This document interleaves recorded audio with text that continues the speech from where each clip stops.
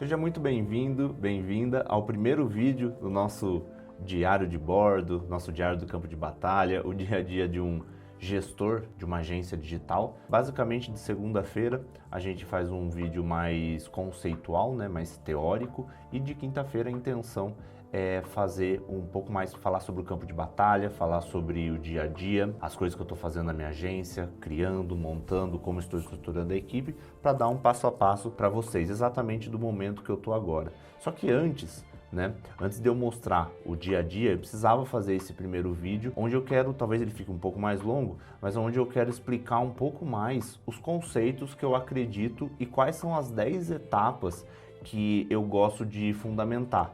Isso eu explico nas minhas consultorias, explico isso nas minhas mentorias, eu sigo esse modelo e para minha agência não ia ser diferente. Então antes eu preciso passar com vocês um pouco mais quais são essas 10 etapas, E até para ficar um pouco mais fácil, eu montei até um slide aqui, acho que fica mais tranquilo de entender.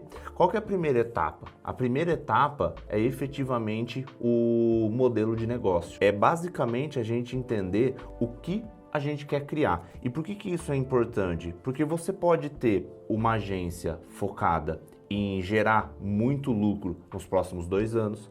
Você pode querer ter uma empresa focada em equity, você quer montar alguma coisa que vai perpetuar lá para frente.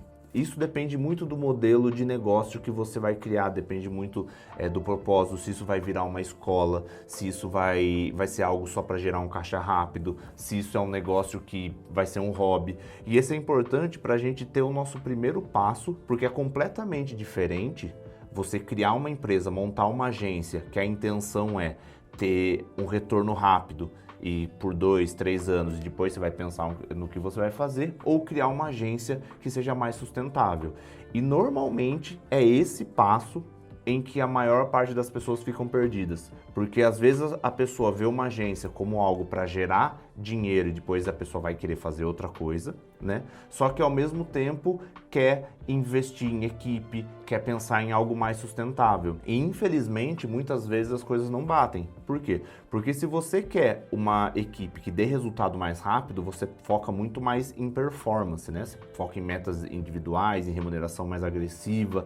Agora, como você quer algo mais sustentável, ao longo prazo, você começa a pensar em desenvolvimento de líder, em criar algo mais autogerenciável. E aí qual que é o problema? O problema é que isso gera mais custo, e gerando mais custo, você foge. Não tem certo ou errado, você pode querer equity, você pode querer dinheiro, você pode querer qualquer coisa. Não tem, o importante é, nesse momento que a gente define, porque esse é o primeiro passo, o alicerce. A segunda etapa aqui, esses slides, esqueci de falar, mas eu dei uma palestra no Mastermind e falei um pouco sobre isso e estou aproveitando aqui os slides. Qual que é a segunda etapa? A etapa, então, beleza, eu sei o que eu quero criar, que é o primeiro modelo. Sabendo o que eu quero criar, eu penso aonde eu quero chegar. E como que eu vou definir onde eu quero chegar, que são os KPIs, que são os indicadores da sua empresa. Então, dentro da definição do seu modelo de negócio, agora a partir disso, você consegue imaginar o seu futuro. Então, por exemplo, vamos supor que eu estou querendo montar uma agência que ela me dê um resultado rápido nos 3 primeiros anos, por exemplo. Então eu posso ter metas mais agressivas de lucro, posso ter esse tipo de meta. Se eu estou pensando em criar uma agência pensando um pouco mais em equity, provavelmente a minha meta lá na frente vai ter que ser satisfação do cliente, porque talvez eu tenha que migrar um pouco mais para o modelo de escola, porque a gente sabe que efetivamente o lançamento é difícil você conseguir ter equity porque ele é baseado na figura de uma pessoa. Então se acontece alguma coisa com essa pessoa, basicamente a empresa inteira some, O que acontece se, por exemplo, o Érico Rocha ou o Ícaro de Carvalho resolver parar de gerar conteúdo? Muito provavelmente a empresa passa a valer muito pouco, porque essa é a personificação. Então você montando uma escola, como o Ícaro está fazendo com o Novo Mercado, você consegue gerar um pouco mais de equity. Então são metas diferentes, que você precisa criar, que é basicamente aonde você quer chegar. E por isso que é importante ter esses indicadores da empresa. Então aqui é bem importante a gente ter essa definição lá na frente. O importante é vocês saberem todos os passos, né? E é até interessante, se por acaso vocês quiserem que a gente aprofunde em um passo específico, cara, eu quero que você fale um pouco mais sobre como monta os indicadores, quais indicadores que você usa aí na sua empresa. Coloca nos comentários aqui embaixo, quero saber mais sobre o modelo de negócio, sobre o que você quer saber mais desses 10 passos, que eu faço um vídeo aprofundando só sobre isso, né? Não dá para aprofundar todos, senão esse vídeo daria 10 horas. Beleza, então o primeiro passo, a gente criou o alicerce e pensou no nosso modelo de negócio. O que eu quero criar, o que eu quero montar, né? Quais que são meus valores, né? Que tipo de empresa eu quero montar. Tendo isso, que é esse alicerce, agora eu posso montar as minhas metas, que são os KPIs da empresa, os indicadores chaves da minha empresa. Vou definir todos eles. E aqui pode ser para 3 anos, para 1 ano, você acaba definindo. O ideal é que você traga o mais perto do presente. Então, qual que seria a terceira etapa agora? A terceira etapa é criação do organograma. Pergunta-chave, né? Eu organizei esses slides com a etapa, né?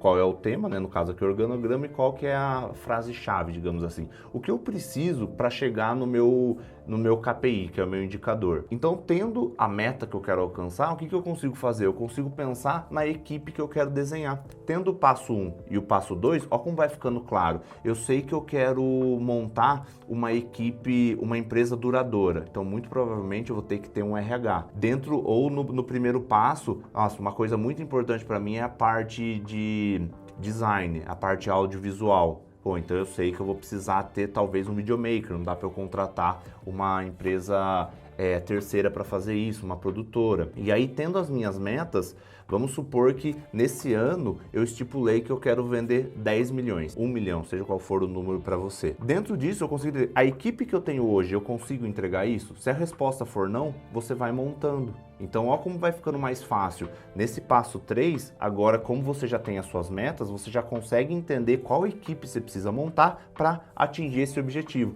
Pode ser que você tenha feito metas para 3 anos e trouxe ela depois para esse 1 ano. Se você trouxe ela para mais perto, pode ser que agora você não tenha essa equipe, mas minimamente você vai criando um plano para chegar lá. Nenhuma empresa começa grande, então, mas pelo menos você precisa saber para conseguir ir contratando cada vez melhor. Quarta etapa, aqui é efetivamente a equipe. Eu trago isso, a gente tem o organograma montado, agora a gente traz isso para quem que eu devo contratar primeiro, por onde eu devo começar. Aqui eu vou dar uma dica bem rápida, né? O que você faz? Tenta monitorar o seu tempo, as coisas que você faz. Dentro disso, pega o que mais te toma tempo.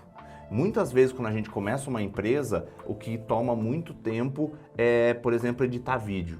Talvez essa seja a primeira contratação. Então veja dentro de tudo que você faz, que você é a pessoa mais cara e mais importante da sua empresa, você e seus sócios, e tenta colocar dentro disso qual vai ser essa contratação, qual vai ser essa primeira pessoa. Então beleza, que a gente começou, a gente desenhou o organograma, qual que é o próximo passo? Começar a contratar as equipes para colocar nesses organogramas. Quinta etapa, o acompanhamento. Aqui é basicamente, eu tenho o organograma, eu contratei as pessoas e eu preciso pensar no modelo para acompanhar elas, que é como que eu sei que a equipe está fazendo o que precisa. Não é só pegar as pessoas e colocar, eu preciso entender se elas estão fazendo se o que elas estão fazendo está levando a gente mais próximo do nosso objetivo. Então, se eu tenho como objetivo criar uma empresa que é referência na educação, eu não posso ter uma equipe que só está pensando no resultado, que só está buscando lucro. Preciso ter uma equipe que, além de buscar lucro, porque isso é importante, uma equipe que também esteja buscando NPS altos, satisfação do cliente, tudo isso que é o que vai ajudar na perpetuidade da coisa, entendeu? Da sua agência. Passando no passo 5º, a gente vai para o passo 6, que é remuneração, que é basicamente as formas de se reter talento. E aqui tem um ponto importante. A remuneração, aqui, quando a gente pensa só em salário, é um ponto muito importante para você atrair a pessoa. Só que ela não é o ponto mais importante para você reter. Aí tem benefícios, bonificações, tem outras coisas que vão fazer a pessoa ficar dentro da sua empresa. Então aqui remuneração, entenda como recompensa, reconhecimento, não só o salário, né? É um todo. Então dentro disso eu preciso definir o que eu quero fazer e tudo isso está atrelado ao primeiro passo. Olha como é o sequência. Por quê?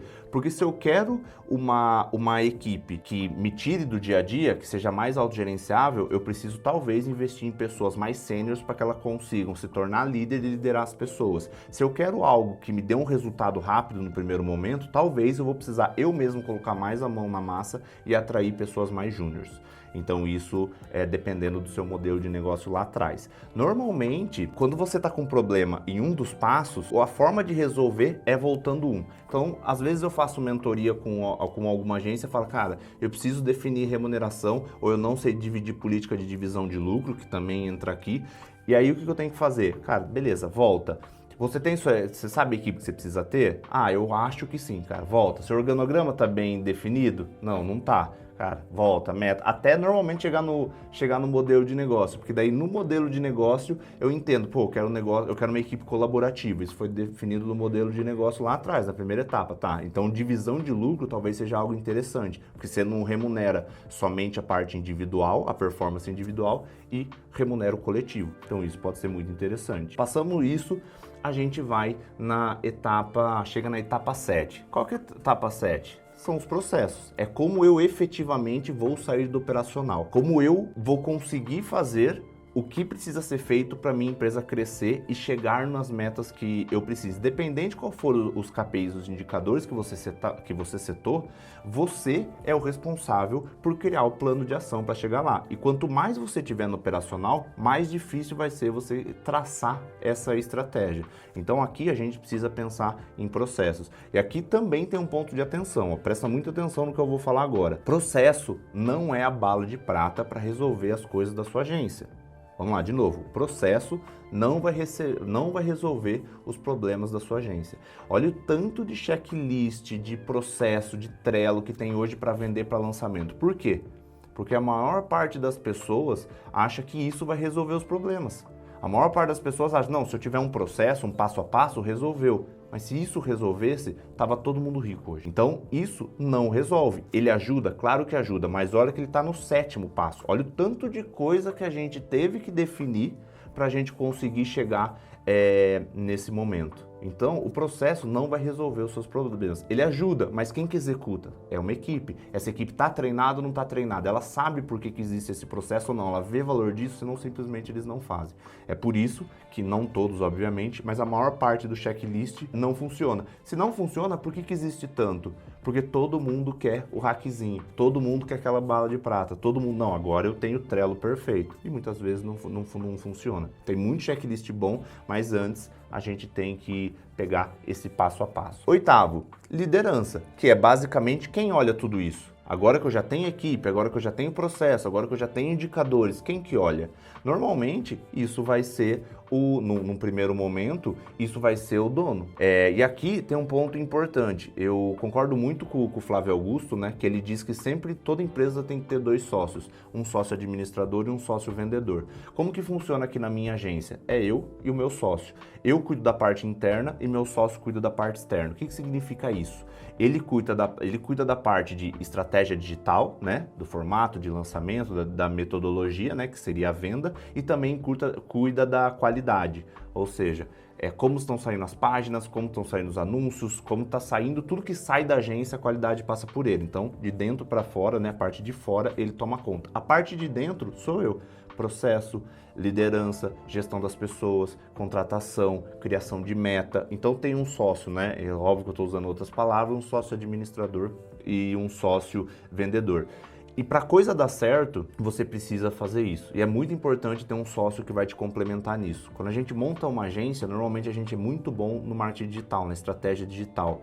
Só que precisa ter alguém que ajude. E só você contratando um gerente de lançamento não adianta, porque se esse cara for muito bom, uma hora ele vai sair. Ou você vai transformar ele em sócio, e aí chega no que eu tô falando aqui, ou essa pessoa vai sair e vai levar toda a inteligência da empresa e a conexão com a equipe com você. Então aqui tem um ponto importante nisso. Etapa 9, como saber se estamos no caminho certo, que são os indicadores e metas. E aqui, lá atrás, eu falei sobre os KPIs, os indicadores chaves da empresa. Quero faturar tanto, fazer. Agora aqui, os indicadores e metas é resultado de lançamento, são várias coisas. E aqui, quanto mais coisa você conseguir medir, melhor.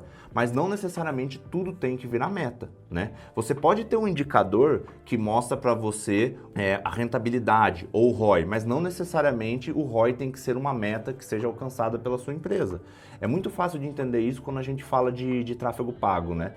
Normalmente a nossa meta é o CPL, é o custo por lead, só que existem outros indicadores, CTR, CPM, existem outros, só que a gente estipula uma meta que a gente quer alcançar, R$3 do custo por lead, e todo o resto são indicadores que a gente mede que ajuda a gente a ter essa inteligência. Então, quanto mais coisa a gente estiver medindo, melhor. Aqui na nossa empresa, a gente preza, né, na nossa agência, a gente preza muito pela qualidade dos nossos cursos e pelo como o nosso cliente se sente aqui dentro. Então, uma meta muito importante que a gente tem é NPS. Isso está nos nossos indicadores, chave da empresa, nosso NPS, né, que é aquela pergunta de 0 a 10, o quanto você indicaria a empresa, só que ela também é uma meta que a área de CS tem, que a gente mede mês a mês. Então, além dela ser um KPI da empresa, ela também é uma meta.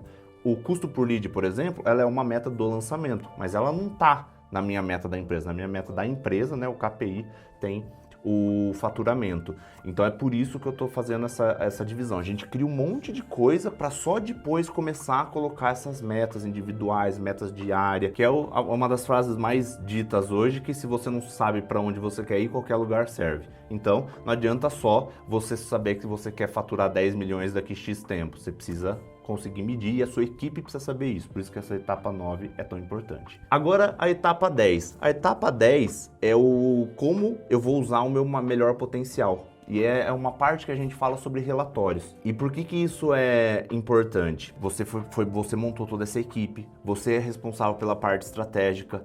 Quanto mais você... E quem que é a pessoa que mais entende do negócio, né? Qual que é a pessoa mais cara? Muito provavelmente é você. Então você tem que cada vez mais começar a usar o seu tempo para conseguir tomar decisões importantes. Lá atrás a gente tentou te tirar do operacional para você fazer a empresa ganhar escala. Mas agora que a empresa está crescendo de uma forma mais sustentável, o que é importante? É importante você estruturar as áreas para que essas áreas te tragam um relatório e que você use a sua habilidade, né, o seu conhecimento, a sua experiência, que normalmente é a maior do time, para resolver isso pontualmente. Vou dar um exemplo. Aqui na agência, a parte, né, do cliente, de CS, a gente tem um relatório que, por exemplo, ele pode chegar para você segunda, pode chegar em algum momento que mostra quantos tickets foram abertos, de suporte, né, que falando especificamente de suporte, qual que é o tempo médio de resposta, tudo isso o software dá. No nosso caso que a gente usa o Movidesk, mas o Zendesk, tem vários outros que dão esses relatórios. O tempo de resposta, quais é a avaliação de cada um das pessoas. E daí, basicamente, eu pego isso e vou usar a minha experiência, a minha capacidade para tentar, se tiver um problema, tentar resolver. Eu não vou ficar entrando no dia a dia das pessoas, mas aqui eu posso ver, nossa, o ticket está alto. Então, o meu objetivo não nesse caso, né, hipotético, no meu objetivo não é responder mais rápido o ticket, é entender por que eu tenho tanto ticket, como eu vou fazer para diminuir esses tickets. E aí eu vou conversar com o meu líder, com o meu gestor, ou até com o meu colaborador e falar, cara, o que está acontecendo? E aí eu posso dar até um exemplo real. A gente tinha muito ticket porque as pessoas paravam de acessar e depois não tinham a senha. O que a gente fez? Foi lá na Hotmart, configurou um list boss para depois de 30 dias sem o acesso, automaticamente um e-mail para a pessoa falando assim, ó, o seu login e senha, eu vi que faz tempo que você não acessa, caso você tenha perdido, é assim que você recupera. Já diminui em 30% os tickets. Esse é o trabalho do gestor, é só pegar um relatório bem feito e falar assim, eu vou ajudar a resolver isso. Aí você pede para sua equipe resolver e aí a sua empresa vai crescendo. Quando você vê que a empresa está autogerenciável, né? Quando você consegue definir esses 10 passos, e aí dentro disso você consegue simplesmente receber o relatório, né? O relatório não precisa ser um negócio formal, pode ser simplesmente uma conversa com o seu líder. E aí você, com a sua experiência, consegue resolver pontualmente e aí sua empresa cresce. Quais que são as 10 etapas? Vamos lá, modelo de negócio, os indicadores, né, KPIs da empresa, organograma, equipe, o acompanhamento dessa equipe, a forma de remuneração e recompensa dessa equipe, definição dos processos, a liderança, os indicadores e metas e, por último, o relatório. Dentro disso é o que eu acredito que, né, é o que eu ensino, é o que eu prego, é o que eu faço na minha empresa, que eu acredito que são os 10 passos que vão realmente fazer você ter resultado com a sua agência, e não só resultado no curto prazo, um resultado perene, né? Um crescimento de verdade. Não tem milagre. Sem gestão, uma empresa não cresce. Então, esses 10 passos já são um norte para você, e a gente vai falar de cada um deles. A intenção desses vídeos de quinta-feira é que eu possa, junto com você, mostrar isso por dentro da minha empresa. Óbvio que, como eu vou mostrar o dia a dia, tem muita coisa que já foi criada. Mas aí a gente faz outros vídeos para falar o que já foi criado, e aí a gente vai passando todos esses passos no dia a dia com os números da minha agência, nesse formato.